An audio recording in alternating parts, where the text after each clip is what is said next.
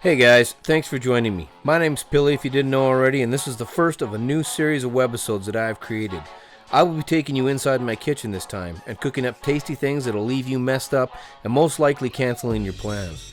This episode we'll be making infused coconut oil and Cannabutter because we'll be using them next episode to make these delicious brownies. So, without further ado, enjoy your first episode of Cooking with Billy the Stone.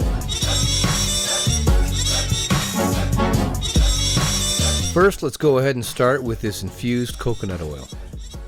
First thing we need to do is grind up some bud that we'll be using in these recipes. I suggest you go out and buy yourself one of these cheap, inexpensive coffee grinders. All the buds we will be using in this video came from my last harvest of Gelato OG from Seedman Seeds, which is a great video, and if you haven't seen it already, go to my channel and check it out.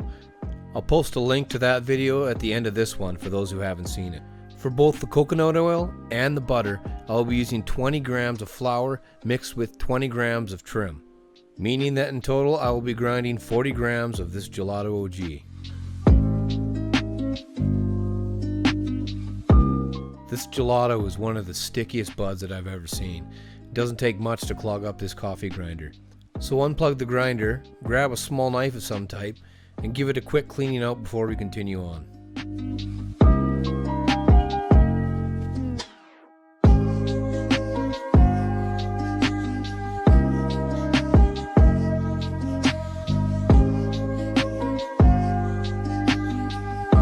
Now with all the bud ground and set aside, we need to do some quick math.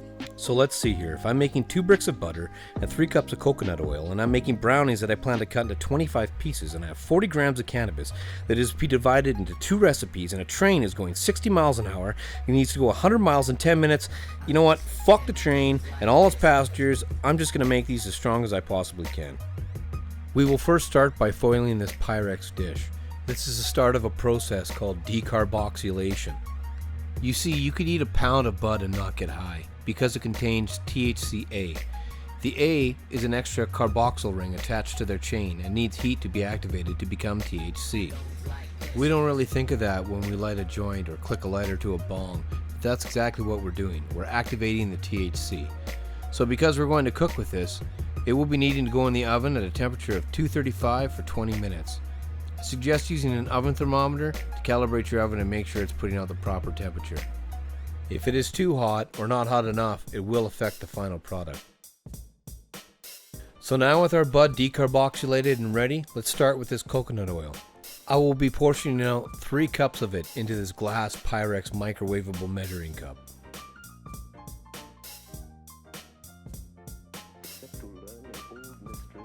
And I will only be microwaving it for just enough time to melt it. Not yet rediscovered. Modern science has not yet rediscovered.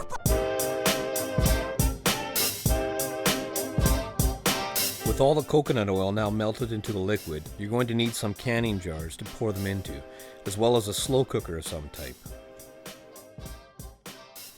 Pour the oil into the jars and try to make them as level and equal as you can.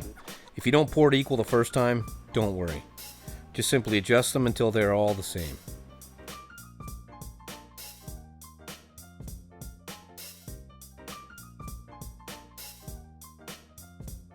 Now with all our oil portioned and all our weed decarboxylated and out of the oven, it's time to equally portion the bud amongst the jars.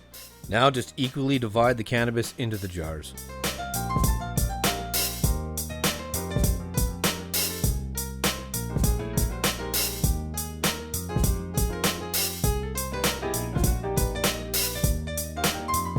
Give a quick stir to each jar to ensure the plant material is nicely saturated.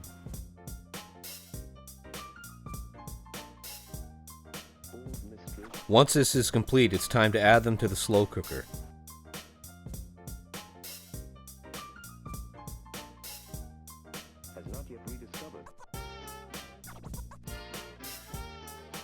The slow cooker will now need water poured into its reservoir. Make sure only to pour enough water that it covers up the level line of the liquid in the jars. The lid will now be placed on the slow cooker and will be left alone for 2 hours. While these are cooking, I'd like to thank Spider Farmer for sponsoring this episode. When it comes to lighting, I've tried everything from high pressure sodium, metal halide, ceramic halide, and LED. Nothing I've encountered works like these Spider Farmer LEDs. They are powered by Meanwheel drivers, have a full spectrum of light from whites to blues to infrared and reds, providing perfect lighting from seed to harvest. Never mind the fact that they are basically undetectable on my power bill. Their tents are also made of excellent durable material.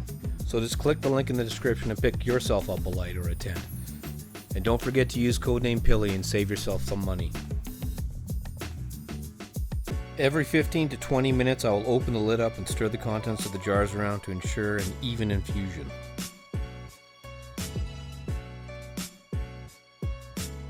After 2 hours, this slow cooker can be unplugged and the transfer and straining process can begin.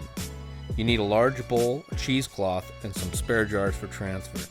I fasten the cheesecloth to the rim of the bowl with these binder clips. The jars can now be removed to prevent any further cooking. This oil is hot, so I'll be using a special jar tong to help me with this, but a normal rag or an oven mitt will work just as good.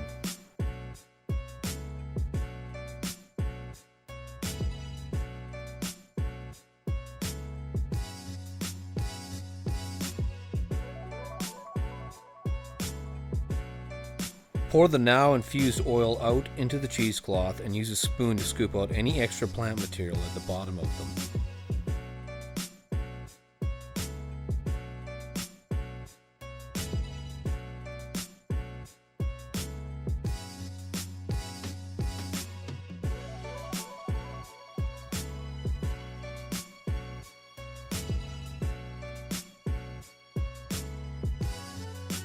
Once all the material has been dumped, carefully bind the cheesecloth into a ball and squeeze the leftover plant material to ensure most of the infused product has been drained.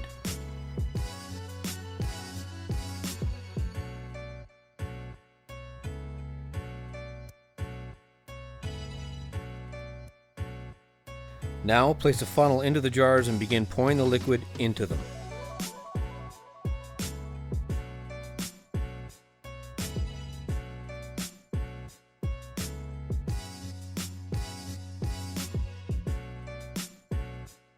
So now I have 3 jars of successfully infused canola oil with give or take 40 grams of top-notch cannabis. I will now preserve these in the fridge and use for future cooking projects. Now it's time to make some cannabutter.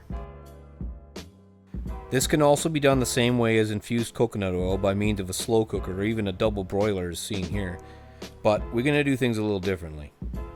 I will start off by melting 2 bricks of butter into this pot. The pot will then be placed on high and boiled off until the milk solids rise to the surface. This is called clarifying the butter, and clarified butter is more fatty and refined. THC bonds to the lipid cells and fat, just like it does in your body. Now naturally removing any impurities with whatever carrier you're using will result in a better and more pure and potent product. Use a spoon to carefully remove the milk solids that have risen to the top of the butter.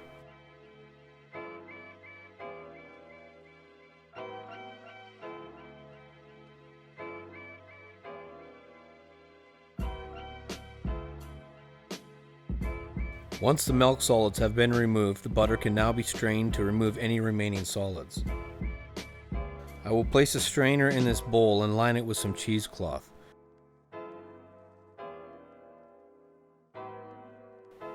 The butter is then just simply poured through the cheesecloth. This will ensure that any impurities left in the butter or solids will be removed.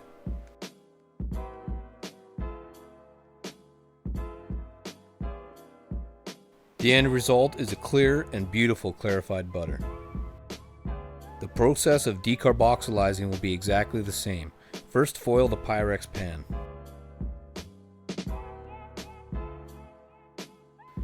And dump your cannabis in it. I'm using 40 grams again, and I will place it in the oven at 235 for 20 minutes.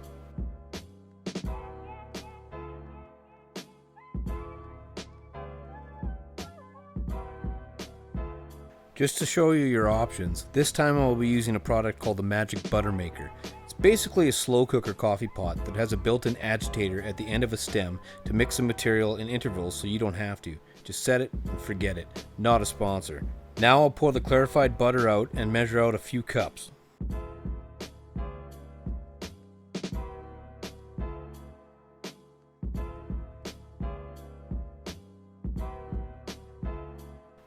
Then just simply add the weed.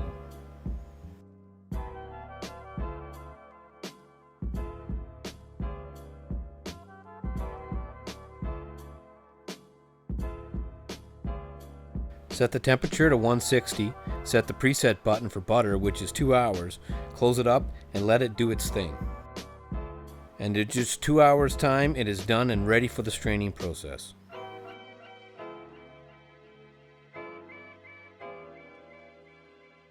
We again will start by attaching a cheesecloth to a large bowl.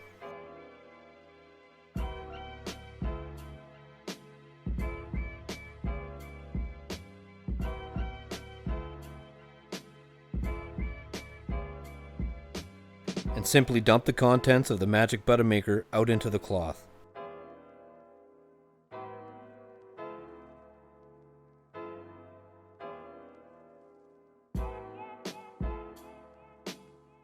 Again, we will need to squeeze the cloth out to ensure as much of the product is recovered as possible.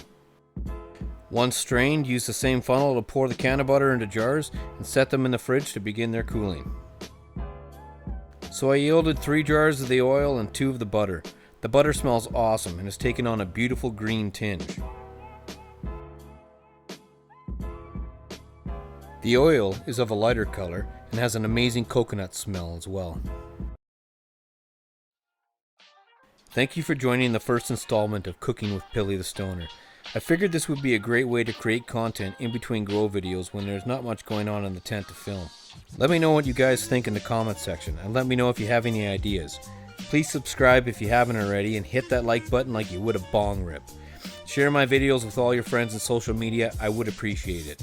Till next time, stay safe, and I will see you in my kitchen real soon.